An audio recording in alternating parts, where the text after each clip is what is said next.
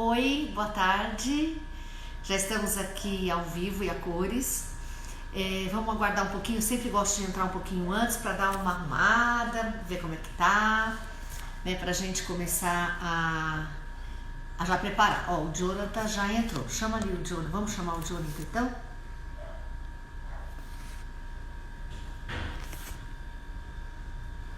Oi, Jonathan. Não, ele ainda não entrou.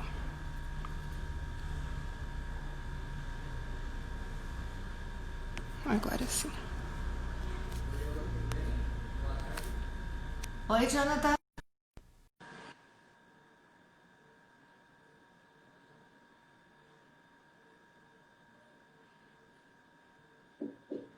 Aguardando o Jonathan.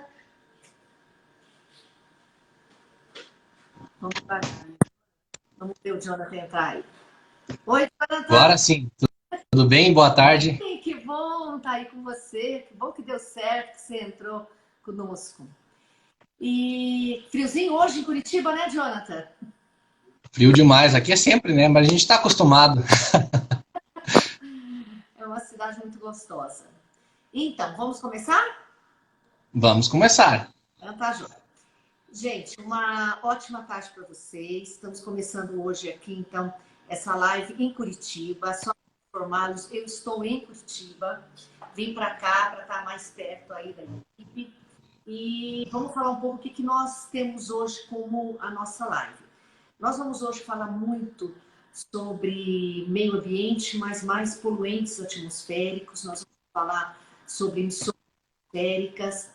E para isso nós convidamos hoje o Jonathan Freitas. Quem é o Jonathan? O Jonathan é gestor ambiental, trabalha nessa área há muito tempo, está conosco na Envilab Laboratórios há 5 anos, é hoje responsável aqui na nossa empresa, na Envilab Laboratórios, por toda a área de emissões atmosféricas.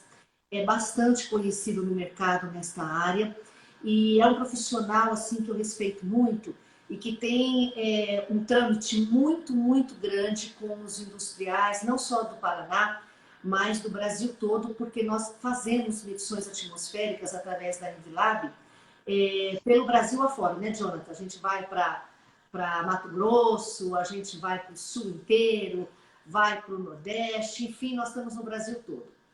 E antes de nós começarmos aí as nossas perguntas para o Jonathan, eu gostaria de colocar um pouco a importância desse tema. Bem, para situar algumas pessoas que nós convidamos para a live, que talvez não conheçam exatamente a nossa estrutura, hoje nós temos o Grupo Andrade, e dentro do Grupo Andrade nós temos a Andrade Engenharia, a Andrade Paulista, a Reciclex e a Envilab Laboratórios. E é na Envilab, no nosso laboratório de análises ambientais, que o Jonathan está inserido. Nós temos hoje mais de 120 parâmetros creditados pelo Inmetro, que é a ISO 17020.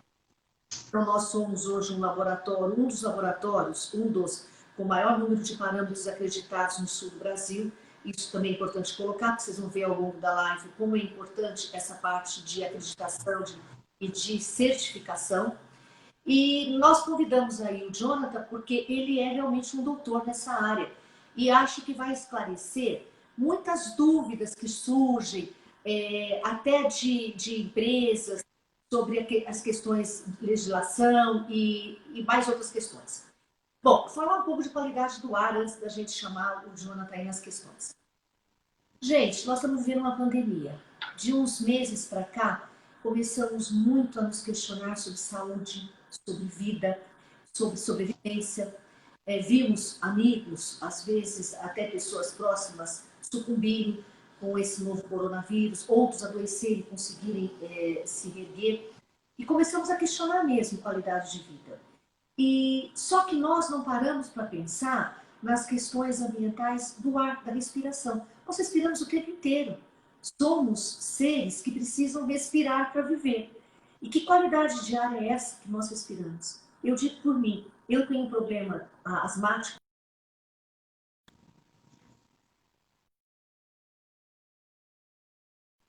Quando é impressionante.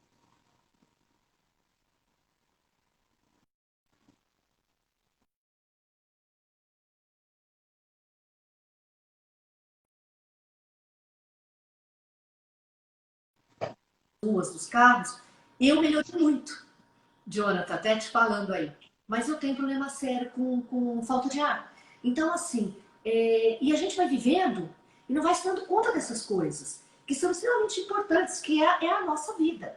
Então, eu acho que esse tema é muito pertinente. Vamos falar de qualidade do ar, vamos falar do ar que nós respiramos e vamos falar do quão ele é importante. Então, eu, assim, conversei com algumas pessoas, Jonatas, e inclusive industriais, pessoas da área, e me colocaram muitas perguntas. Eu tive muitas perguntas, delas eu solucionei 5, que eu acho que são as perguntas assim que vão acabar trazendo mais questionamentos e vai possibilitar que você consiga até entrar mais nas questões importantes. Então, a primeira pergunta que nós vamos te fazer: quais são os poluentes atmosféricos mais importantes e quais os impactos causados por este tipo de poluição, ou seja, por poluentes atmosféricos?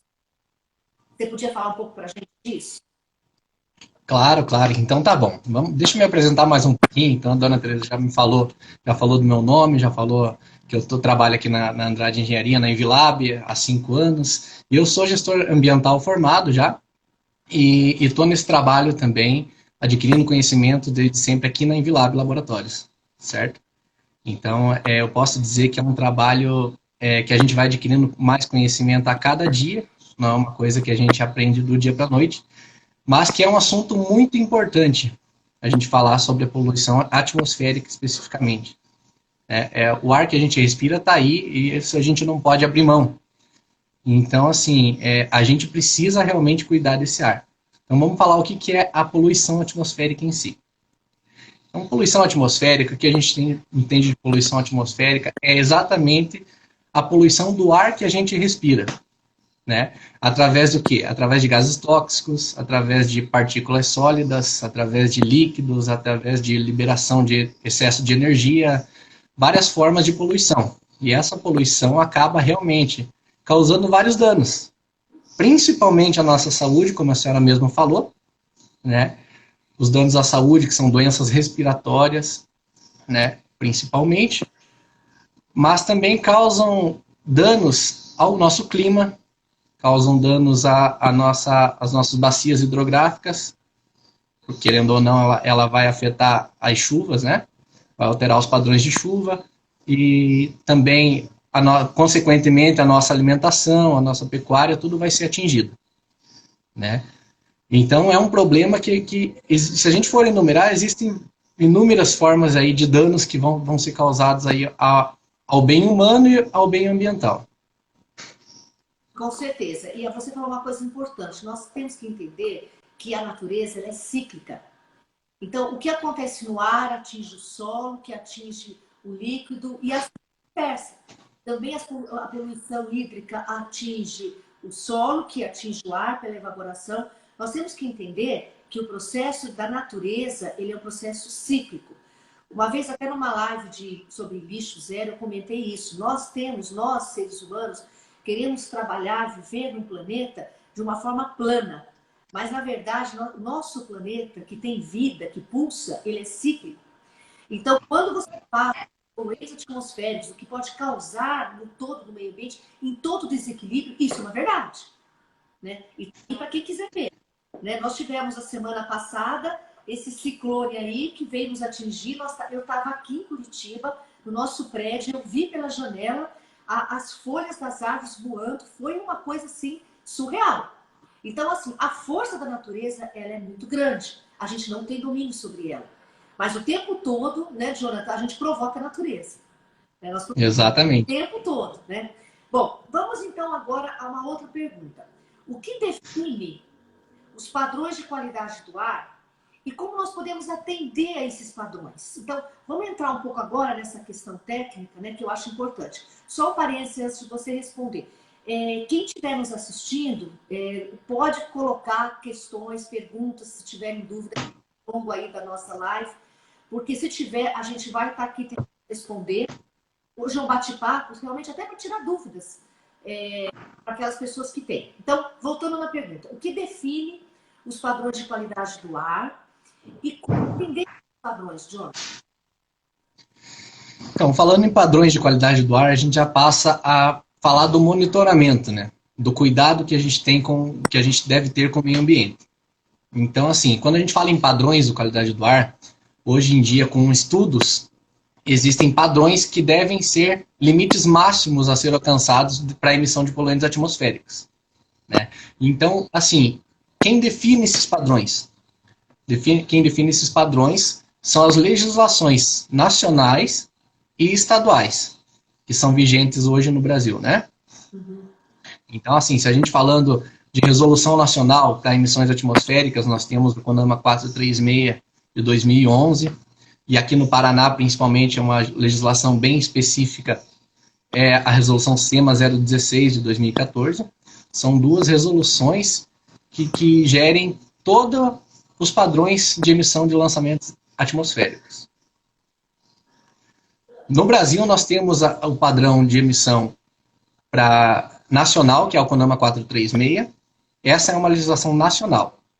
E cada estado pode gerir a sua própria legislação, né? Contanto que ela seja igual ou mais restrita do que o nacional. No caso do Paraná, o Paraná tem uma legislação que é respeitada em todo o Brasil, por ser bem rígida, por levar bem criterioso essa questão dos padrões de emissão. E tanto que ela é adotada até em outros estados. Nós temos estados que a gente presta serviço através de emissões atmosféricas que adotam, fora do Paraná mesmo, adotam a resolução do Paraná, justamente por ser bem restrita, bem rigorosa com relação a isso. Isso é uma coisa que eu ia até comentar. Nós percebemos nos relatórios que nós fazemos que estados que não têm uma legislação bem definida, que às vezes as cidades têm, mas o estado como um todo não tem, eles pedem para nós utilizarmos a SEMA 016 de 2014. Ou seja, o Paraná tem uma legislação extremamente bem feita, bem colocada, dividido por tipologia, né, de atividades e tipos de indústrias. Percebe que o próprio CONAMA tem uma parceria, uma unicidade assim, com a legislação do Paraná. E então isso é uma coisa muito importante de colocar, que o estado do Paraná, neste setor da área de legislação e emissões atmosféricas, ele é padrão em outros estados. Ele é modelo, na verdade, para outros estados. Então, isso é uma coisa muito importante da gente colocar. E eu vejo que sempre quando nós trabalhamos com algum cliente, nós perguntamos, né, Jonathan, vocês gostariam de comparar com o CONAMA e também com a SEMA 016? E muitas vezes a gente vê que é pedido para fazer essa comparação, né? Exato. Você acha que a gente tem alguma deficiência hoje de legislação? Ou a legislação que a gente tem, ela atende aos critérios do padrão de qualidade? Como você vê isso, como profissional da área? Então, na verdade, tudo pode ser melhorado, né?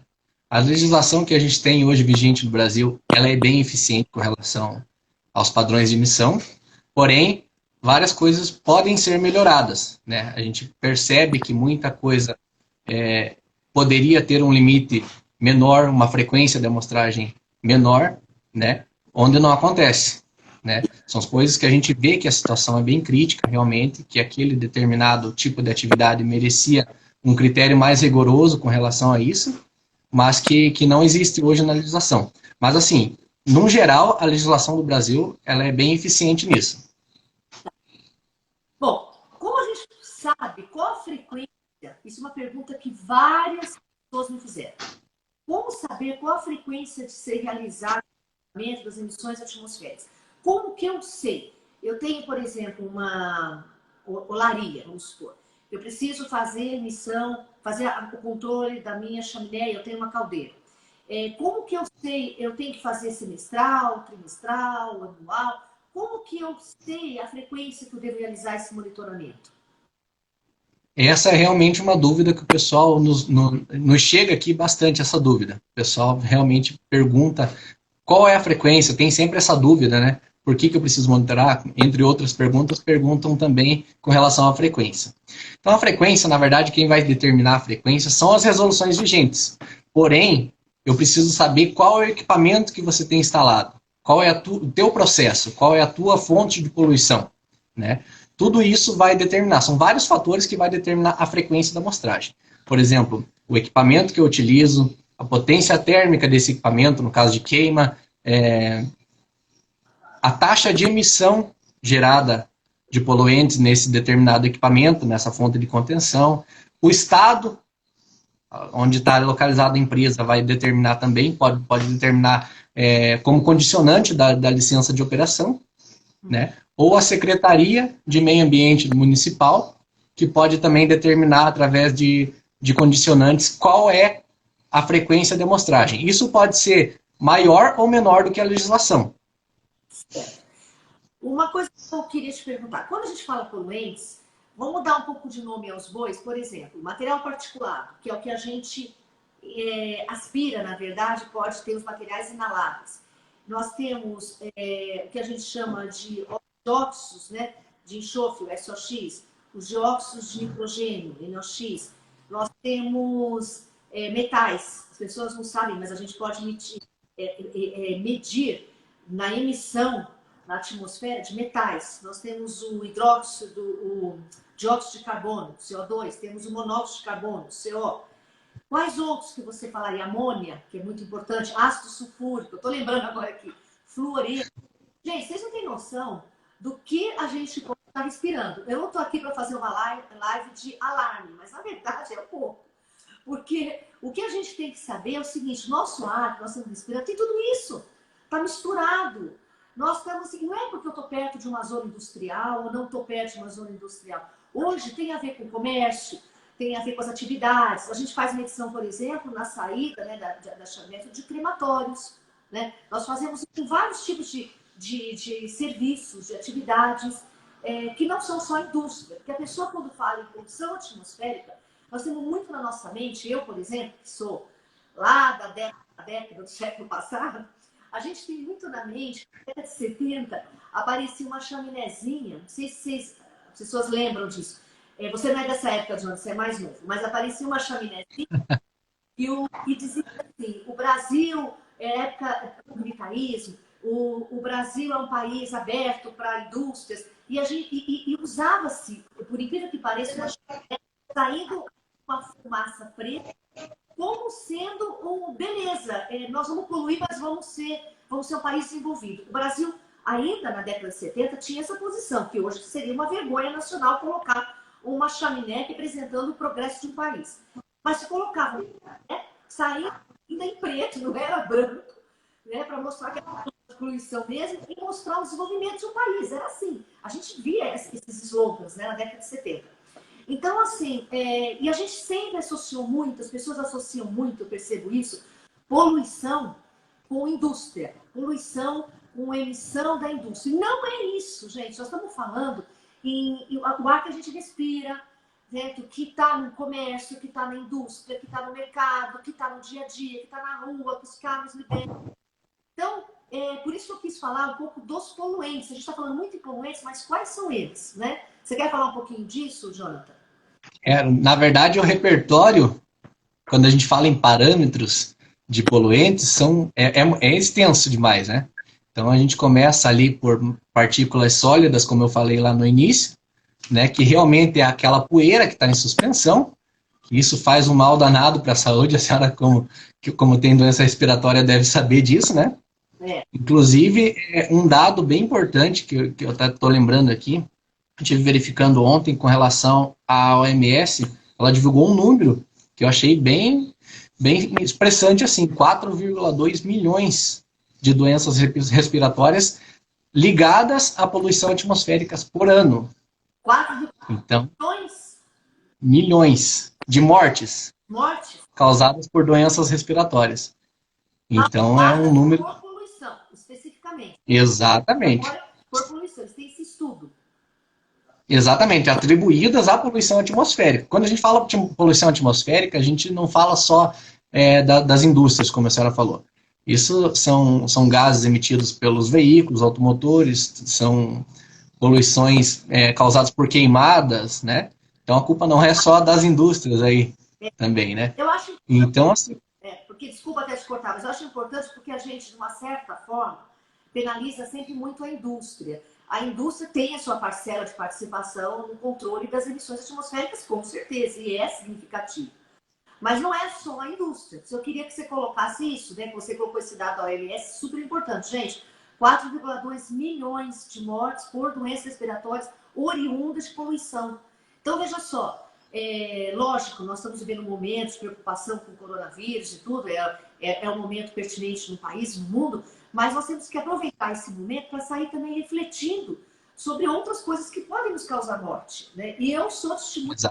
Essa questão aí da asma é um negócio muito difícil, é sofrido, sabe? É complicado isso. Então, é bem como a senhora falou ali no começo, nesse período de pandemia, como o fluxo de veículos automotores diminuiu, né, só um exemplo desses, o pessoal que tem doenças respiratórias, propícia a doenças respiratórias, tem se sentido melhor. Lógico que, e principalmente num período de pandemia desse, né? Nessa questão do isolamento, nesse quesito, o pessoal se deu bem, quem sofre com doenças respiratórias, justamente por não estar exposto totalmente a esses gases, né? Então, a senhora veja, por exemplo, a importância de um rodízio de veículos que deve ser feito, por exemplo, como é o caso no estado de São Paulo, né? Excelente. E deixa eu te falar uma coisa, quando eu fiz, foi até aqui no Paraná, até aqui em Curitiba, que eu fiz meu mestrado em gestão ambiental profissional, uma das minhas disciplinas era na área de emissões atmosféricas. Nós tivemos uma disciplina que tinha um nome de qualidade do ar. E eu nunca me esqueci que o professor que ministrou essa disciplina, ele um dia nos contou que, para vocês terem uma ideia, o ar que o argentino, lá em Buenos Aires, ele deu até a cidade, Buenos Aires, está respirando hoje, daqui 10 dias nós vamos estar respirando aqui. É um ciclo, né? Percebe que nós não estamos falando, é um negócio tão maluco, que nós estamos falando assim, é global. É uma coisa assim. É global.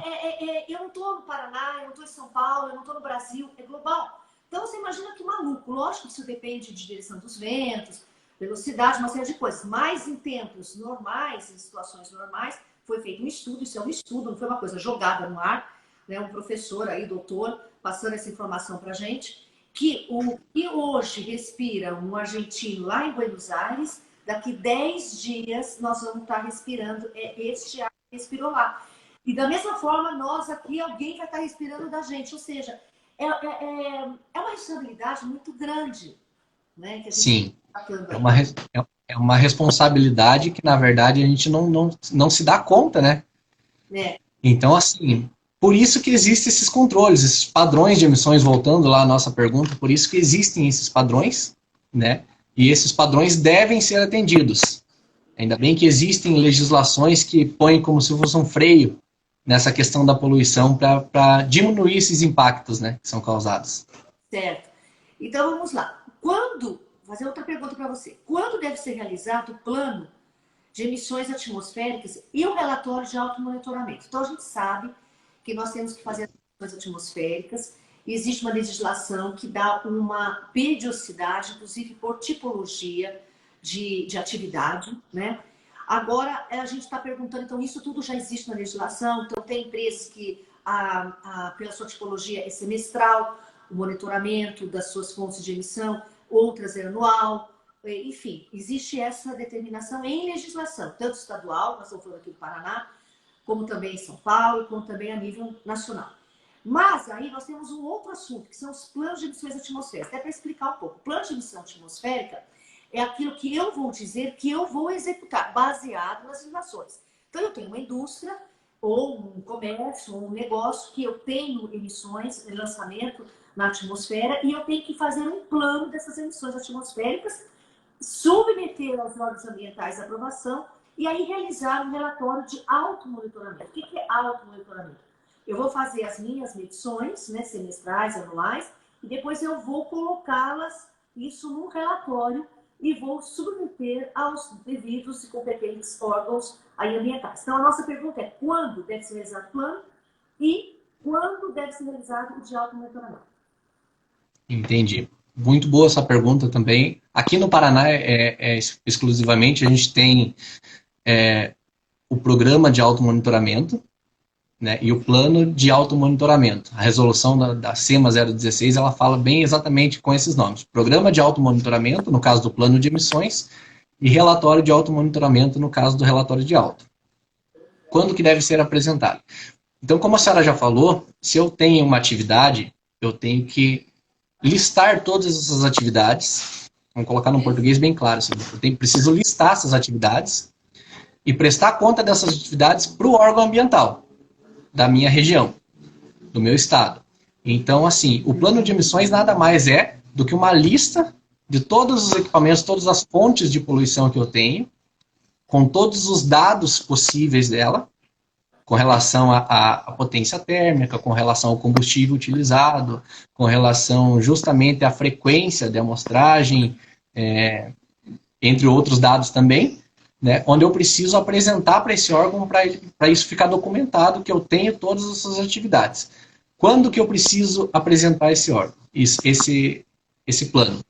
Sempre que for me solicitado pelo órgão, ou cada vez que eu for realizar qualquer tipo de instalação ou mudança dentro da empresa. Por exemplo, se eu tenho um equipamento, esse equipamento não é suficiente para o meu processo, eu preciso fazer a instalação de um outro processo com outro equipamento. Antes disso, eu preciso fazer esse plano de emissões para poder apresentar para o órgão ambiental. E aí sim, pedir uma licença prévia para aquele determinada instalação e assim por diante. Agora, quando a gente fala em relatório de automonitoramento, aí já entra na questão do monitoramento de emissões atmosféricas em si. Como a senhora falou também, se eu tenho equipamento de uma fonte de poluição atmosférica, eu preciso apresentar os resultados medidos daquela fonte para saber se eu estou dentro dos padrões, que foi da pergunta anterior. Certo? E como é que eu faço isso? Eu vou pegar a nossa legislação, nacional ou estadual, ou então a licença de operação emitida pelo órgão ou pela secretaria, e vou enquadrar esse ponto, essa fonte de poluição, nos padrões, certo? Dependendo dos padrões enquadrados, ou dependendo da taxa de emissão, eu vou ter o enquadramento de periodicidade dessa fonte, né? Que pode ser aí contínua, pode ser trimestral, pode ser semestral, pode ser anual, pode ser esporádica, bianual, e assim por diante. Vai depender exclusivamente de cada processo, né? E assim, aqui no Paraná, a resolução SEMA, ela fala que esse automonitoramento, ele deve ser emitido obrigatoriamente a cada 2 monitoramentos. Então, entende-se que ele é como se fosse um comparativo entre as 2 medições. Por exemplo, se eu tenho uma medição com frequência semestral para realizar, se eu tenho uma determinada fonte com frequência semestral, eu vou realizar a referente ao primeiro semestre do ano vigente e o segundo semestre do ano vigente. Com esses 2 resultados, eu peço para emitir um relatório de automonitoramento, que é como se fosse um comparativo. Eu estou comprovando que o meu resultado do segundo semestre foi menor ou igual ao anterior, ou próximo do anterior, que foi o primeiro trimestre, o primeiro semestre. E assim por diante. Assim a gente consegue comprovar realmente a eficiência daquele processo naquela periodicidade, naquele período. Certo. E aí, também, veja se eu estou certa. Nesse relatório de automonitoramento, que eu faço essa comparação, como ele diz automonitoramento, quer dizer, eu estou me monitorando, né? É um monitoramento interno da própria empresa, do próprio negócio, da indústria, do comércio, enfim. Se eu tiver resultados ruins, pelo que eu sei, até queria confirmar com você, você tem no próprio relatório condições de dizer o que você vai fazer para que você possa melhorar aquela condição. Por exemplo, eu tenho uma chaminé que não tem nenhum tipo de controle, não tem filtro manga, não tem ciclone, não tem lavador, nada. Do jeito que sai, os poluentes saem, são lançados na atmosfera. Eu verifico que em um determinado momento deu tudo ok, no outro não. E aí eu posso colocar nesse relatório as minhas ações. Uma delas pode ser introduzir sistemas antipoluição, né? Porque eu acho que o sistema de automonitoramento, na minha opinião, ele realmente é uma forma do empresário ou do dono do negócio verificar se ele está bem ou não. A legislação, como você falou, eu acho que ela é importante porque ela te dá um norte. Até porque nós não somos entendidos no assunto, não somos estudiosos. Então grupos, na verdade não foi alguém, foram grupos especialistas, analisamos o padrão de qualidade do ar, aquilo que nós podemos respirar para não morrermos, podemos ter uma vida decente, veio de trás para frente, analisou o padrão de qualidade do ar e definiu quais seriam por poluente, seja material particular, seja ácido puro, seja fluoreto, seja quais forem, que deveria ser lançado. Então, para eu ter uma qualidade de ar X, eu preciso lançar Y. Então, eu vim de trás para frente. Eu que estou lançando, me autoavalio e vejo se eu estou ok. Então, por que é importante a legislação? Não é para trazer ônus para o empresário, para o comerciante, para o dono do negócio, para o empreendedor. Vamos chamar de empreendedor. Não é para trazer ônus para o empreendedor. É para, na verdade, a legislação dar um norte para o empreendedor. Porque alguém estudou e disse, olha, se você vai produzir, vai pintar carroceria de carro e vai ter a sua cabine de pintura, quando você lançar, você vai poder lançar nessas condições para que a dispersão no ambiente seja a tal forma que as pessoas, que a qualidade de vida possa existir. Então, eu dou para aquele empreendedor um norte. Ele se autoavalia, que é o relatório do automonitoramento. E ele entrega a água ambiental. Lógico que tudo isso tem uma regulamentação, até porque nós sabemos que não é porque o empreendedor quer ser reativo e quer fazer, não é isso. Mas é que, na verdade, você precisa ter uma disciplina, né? Como tudo na vida. Então, você ter legislação, você ter um relatório, você ter prazo para entregar, você ter órgãos que vão avaliar, é um marco regulatório, ou seja, você está criando uma disciplina, mas eu acho que nós temos que mudar um pouco o foco do reativo para o proativo, ou seja, o empreendedor ele tem que entender que, na verdade, como eu disse agora, muita gente estudou, muito foi feito para chegar-se àqueles valores, para eu, como empreendedor, poder lançar com segurança, porque eu sei que eu estou atendendo uma legislação que a nossa, inclusive, aqui no Paraná, é reconhecida internacionalmente, a gente sabe disso, e inclusive pela Alemanha, por grandes órgãos aí. Então, saber que eu estou fazendo a coisa certa. Então, se eu sou empreendedor, eu tenho fontes de emissão, mais de uma, eu lanço, eu contrato uma empresa que vem, que analisa para mim, me dá um relatório e eu vejo que eu estou ok, o que significa? Eu estou ok com o meio ambiente, porque eu estou fazendo o que especialistas da área me disseram que é o ideal. Estou certa? Exatamente. Na verdade, isso precisa parar de ser precisa deixar de ser uma condicionante, simplesmente para atender ao órgão, para você ter a emissão da tua licença de operação renovada e vir mais para o lado pessoal, uma conscientização, que você está produzindo aquilo, mas que aquilo não pode, não vamos adotar aquilo como um ônus, como a senhora falou. Então, isso tem que fugir realmente desse pensamento, né? Os empreendedores precisam se conscientizar realmente de que a poluição realmente causa mal para o mundo inteiro. Não é uma coisa local, né? E, por exemplo, se eu estou causando poluição, aquilo não vai causar só mal para os outros, vai causar mal para mim também. Né? Então, a gente tem que pensar por esse lado também. E aí eu vejo o seguinte, tem um custo, tem um ônus? Tem. Ninguém está aqui querendo assim, viver na ilusão. Tem um custo, tem um ônus. Mas assim, se nós soubermos fazer e seguirmos direitinho, digamos assim, esses padrões, essas regras e esses marcos regulatórios aí que surgiram, que cada vez mais, podemos diluir isso, de uma certa forma, no nosso negócio. Porque assim, são custos. Nós estamos vivendo hoje um momento difícil. Até é difícil a gente falar em custo no momento que nós estamos vivendo, que muitos negócios estão fechando, que as pessoas estão com dificuldades financeiras graves, que realmente nós estamos vindo desde março numa situação que nós nem imaginávamos viver, né? O brasileiro não é acostumado a viver com limitações de nenhum sentido. Então, nós estamos vivendo um momento difícil, a gente sabe disso. E sabe também que, por conta disso, muitas coisas têm que ser reavaliadas.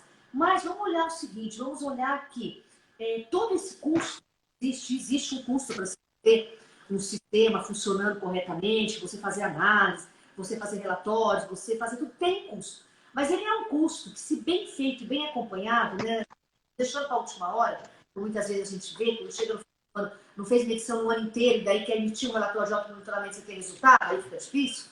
Mas se nós conseguirmos manter isso de forma correta, dá para você jogar isso na sua planilha de custos e, de uma certa forma, conseguir se equilibrar. Muitas vezes, eu já assisti palestras que as pessoas tentam fechar o custo do meio ambiente, dizendo assim, meio ambiente não dá prejuízo, não dá lucro, mas não dá prejuízo. Olha, eu vou te dizer, por experiência de 30 anos que eu trabalho, não é verdade, meio ambiente custa. Você trabalhar com meio ambiente completamente custa. Não vamos nos iludir, a conta vai fechar. Não, nem sempre fecha. Às vezes, em alguns casos, como em resíduos, eu tenho visto casos que algumas contas fecham. Você deixa de jogar, por exemplo, de jogar comida fora para o aterro, que você vai pagar para pôr no aterro, você transforma em adubo fazendo uma compostagem e acaba vendendo esse adubo, ou utilizando esse adubo numa fábrica, numa indústria, num shopping, e que você não compra o adubo. Então, a conta meio que fecha. Às vezes fecha, mas a gente nunca pode fazer do princípio, eu vou fazer e não vou ter custo. Tem custo. Mas se você tem custo, você tem que pensar o seguinte, não é só importante para o meu negócio, é importante para uma sobrevivência. Estamos falando, gente, de respirar, de ar, de vida. Né? Então, assim, tem custo. Mas você pode aprender a lidar com esse custo e planilhar esse custo. Nós não vimos até hoje, Jonathan, você que está aqui comigo há 5 anos, você viu alguma empresa fechar por conta de fazer medição atmosférica em relação ao Não. Fala para mim, viu? Vamos falar a verdade. Não, não, não. Realmente não é para tanto assim, né? Como a senhora falou, tem custo sim. O serviço ambiental não é um custo barato, mas assim, em comparativo com outros setores, é um custo ainda que cabe no bolso, vamos dizer assim.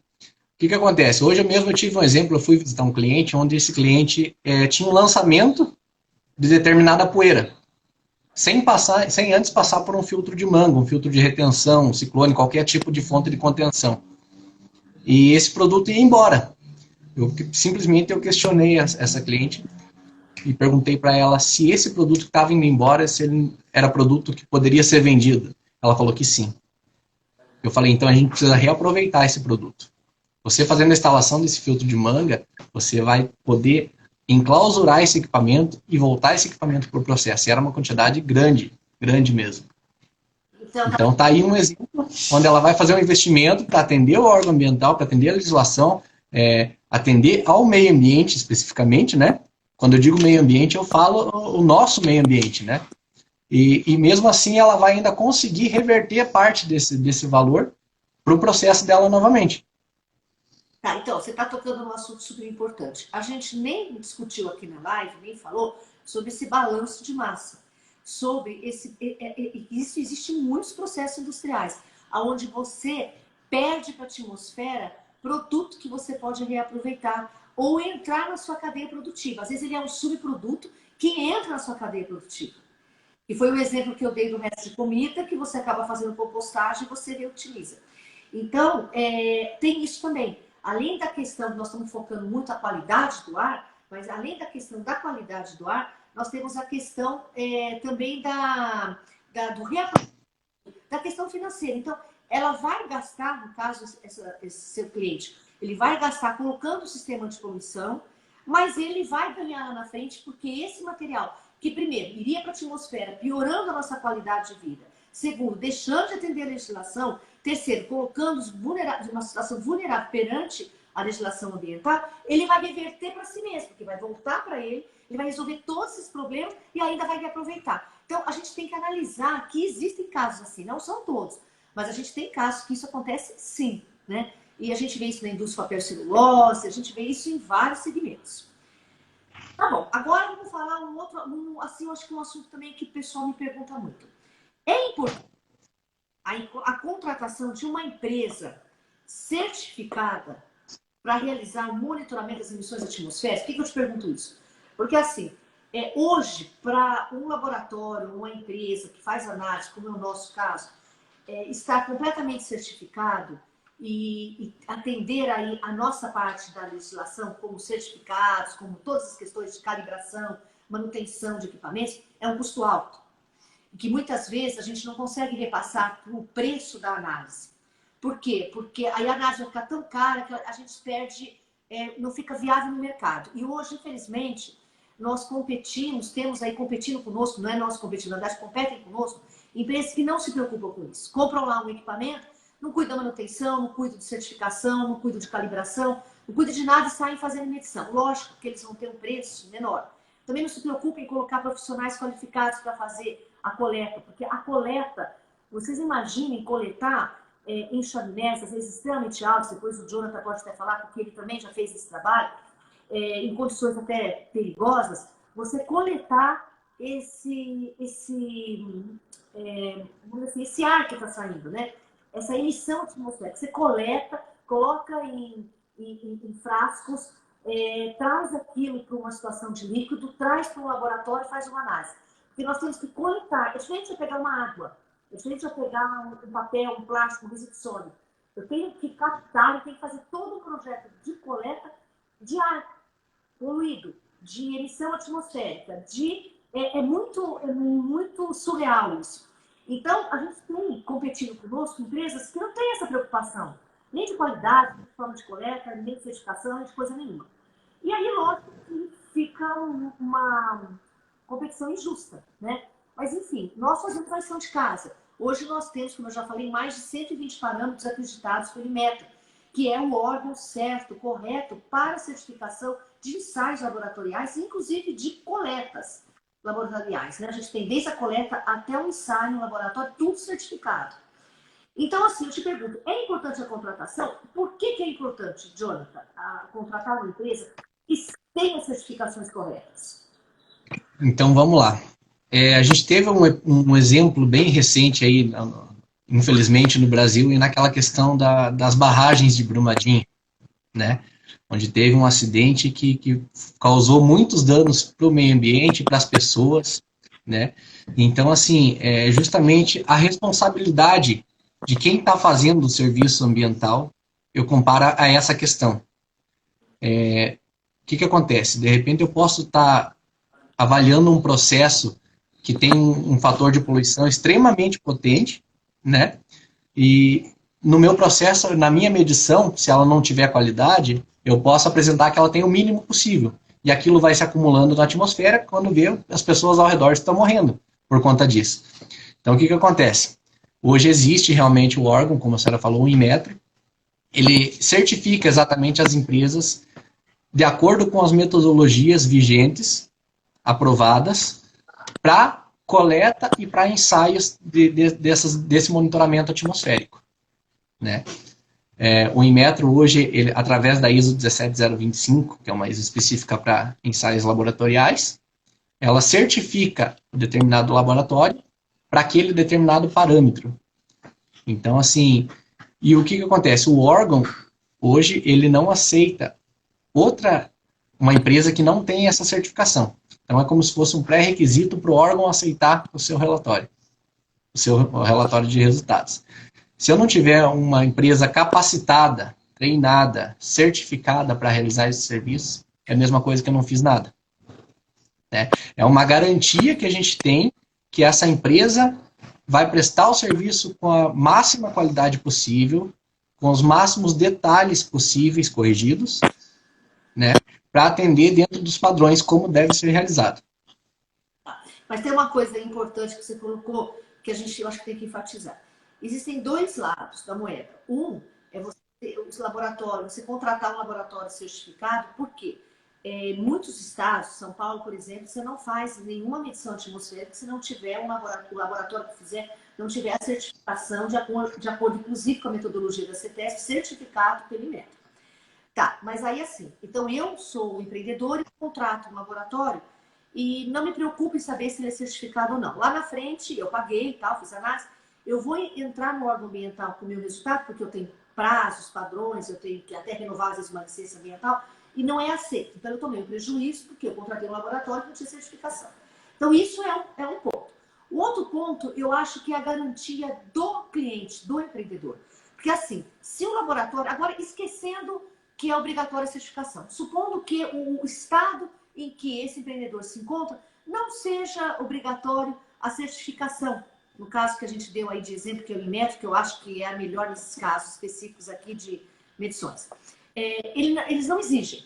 Então, eu posso contratar qualquer laboratório. Agora, eu como empreendedor, como cliente, como alguém que está querendo saber se eu estou emitindo realmente poluentes para a atmosfera, se eu coloquei, por exemplo, um equipamento antipoluição, se eu estou fazendo corretamente, eu não tenho certeza nenhuma. Ou seja, quando o empreendedor ele compra um serviço que não é acreditado, ele está assumindo que ele pode ter um resultado bom ou ruim. Ou seja, ele não tem certeza do que ele está comprando, certo? É como se Exato.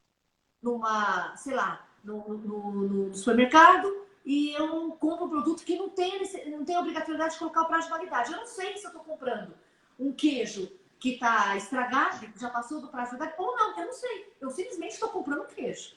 Então, eu acho que é importante colocar isso. O empreendedor, ele tem que se atentar, independente de órgão ambiental, solicitar ou não, porque é a garantia que ele vai ter que aquela empresa que ele está contratando tem uma metodologia certificada por alguém.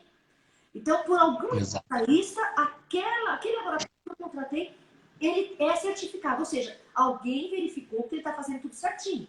Que eu posso ter certeza que o meu resultado é verdadeiro. Porque senão, eu vou receber lá, olha, você não está com material particular, beleza, ok. O cara está emitindo poluição, todo mundo em volta está morrendo. E ele está dizendo que está ok. E hoje a gente sabe que existem muitos empreendimentos que estão localizados e, gente, não é culpa do empreendedor no caso que eu vou falar. Muitos empreendimentos se instalaram em locais totalmente descampados, desertos, e de repente começaram a existir leis até municipais e muitas coisas que eu já vi, que até por demagogia, que começaram a permitir aglomerados populacionais sem plano diretor, que foram se colocando em volta daquele empreendimento. De repente, aquele empreendedor é o bandido da vez. Entendeu? É o bandido. Ele, na verdade, está lá já há 20 anos, vou dar um exemplo. Isso eu já vi casos assim. Aí começou a se formar um monte de situações em volta dele, conglomerados, sem autorização, que por questões políticas as autoridades passavam a vista grossa, e de repente as pessoas começaram a ter problemas asmáticos, problemas respiratórios, tiveram problemas com câncer, e aí o empreendedor virou um bicho da vez. E aí ele teve que sair, teve promotoria que foi para cima, eu já tive cliente assim, e que ele teve que provar por A mais B que não era ele. Mas, na verdade, ele estava lá muito antes, né? E estava até fazendo os seus controles. E, de repente, ele virou um bandido da vez. Então, a gente tem que tomar muito cuidado com isso, porque hoje nós estamos falando de situações graves de comunidades aí. E outros casos que são verdadeiros mesmo, que o empreendedor foi relapso, ele não tomou as devidas precauções e, de repente, ele tem que sair correndo atrás do prejuízo se quiser continuar o seu negócio, até porque está comprometendo a saúde do ser humano, né? Que é dele, porque o que eu não consigo imaginar é que as pessoas, no caso especialmente de ar, Jonathan, elas não percebem que se eu estou aqui sentada e se nós estamos emitindo poluição pelo nosso laboratório aqui, eu sou a primeira que estou respirando ar. Não é o outro que está sendo prejudicado, sou eu em primeiro lugar. Quer dizer, as pessoas não se dão conta do quão a questão de emissões atmosféricas é um assunto delicado e grave. E só para vocês saberem, ficarem tranquilos, a gente faz medição semestral aqui na Envilab, tá? Nós temos a nossa... Isso a gente pode garantir. Com órgão ambiental, tudo certificado, contratamos até andaime, fizemos tudo conforme a lei, porque nós temos que dar um exemplo, né, Jonathan? Pelo amor de Deus. Tem que dar um exemplo, exatamente. Fazer a lição de casa, né? Então, é assim, só para complementar o que a senhora falou, é exatamente isso que eu digo. É uma garantia, realmente, né? De que o serviço que vai ser executado, aquele resultado que você vai obter num relatório, vai ser exatamente verídico e exatamente o que você está emitindo de poluição. Né? Não é nada a menos, nada a mais. Né? A certificação ela vem justamente para esse quesito. Certo. Bom, Jonathan, nós já estamos aí com um tempo bastante bom na nossa live. Eu queria que você desse as suas colocações aí. O que você gostaria de implementar? As 5 perguntas mais pedidas para mim, eu passei para você, né? Porque a gente fez aí um trabalho de levantamento das perguntas. Eu queria que você fizesse um resumão geral, assim.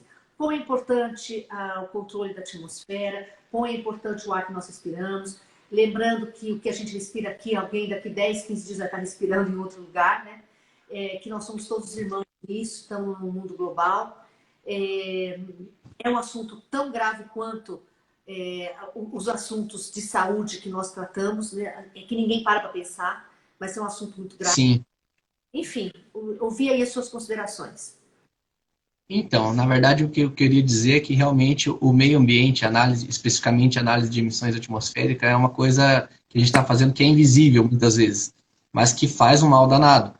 Então, assim, e o meio ambiente sempre é uma coisa cíclica, né? Então, a gente começa aqui, lá na frente, como a senhora falou, o ar que estão respirando na Argentina, daqui 10 dias a gente vai respirar aqui, e assim por diante.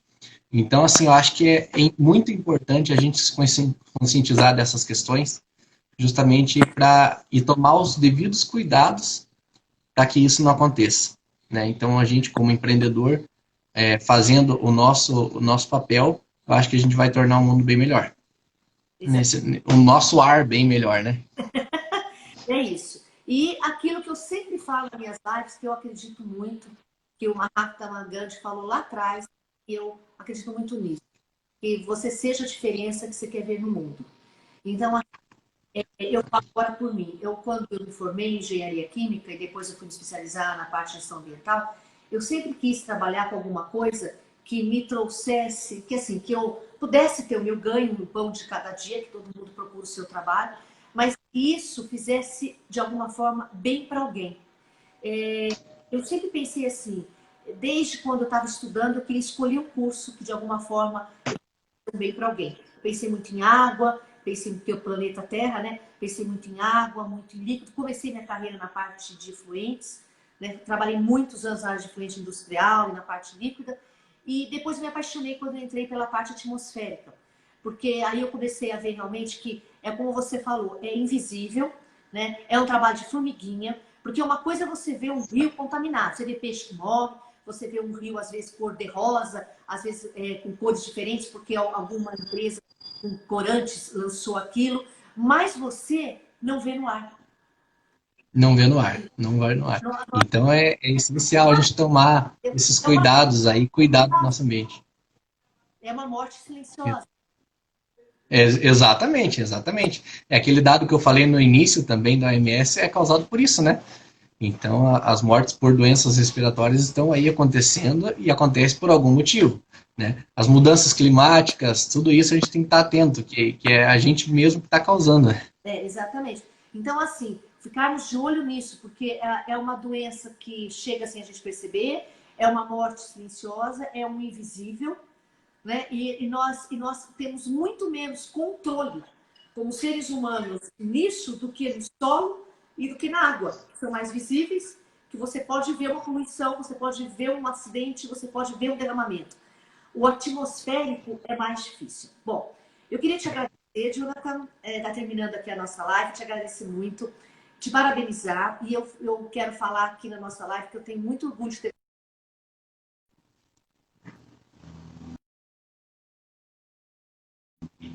E você é realmente um profissional que eu me orgulho em ter conosco. Você é jovem e aí tem um futuro pela frente e já tem tanta conscientização de tudo isso. Então, parabéns aí pelo seu trabalho, tá? E continue lutando aí, porque vale a pena a gente lutar pelo ser humano. Ainda vale muito a pena e, se Deus quiser, vai continuar valendo a pena. Por todas as gerações. Vai sim, Tá bom? vai sim. Isso, então, Eu que agradeço vocês, agradeço a senhora, ao Grupo Andrade, por ter me proporcionado essa tarde aí. E estamos aqui, a Envilab está aqui para atender a todos que tiverem dúvidas sobre isso. tá joia. Super, super obrigada. E vamos desenvolver mais assuntos nesse sentido, treinamentos. Vamos divulgar mais esse trabalho tão importante que é da qualidade do ar. Tá bom, Jonathan? Fique com Deus aí, todos. Então, tá bom. Obrigada pela presença. Espero que tenham gostado dessa nossa live simples e direta, mas a gente queria trazer um pouco para vocês nesse momento sobre a qualidade do ar, que é uma coisa, um assunto muito sério. Tá bom? Ficamos aí à disposição. Muito obrigado. Perguntas e para tudo. Tchau para todos. Que fiquem todos bem. Tchau, Jonathan. Tchau, tchau, pessoal. Tchau, tchau.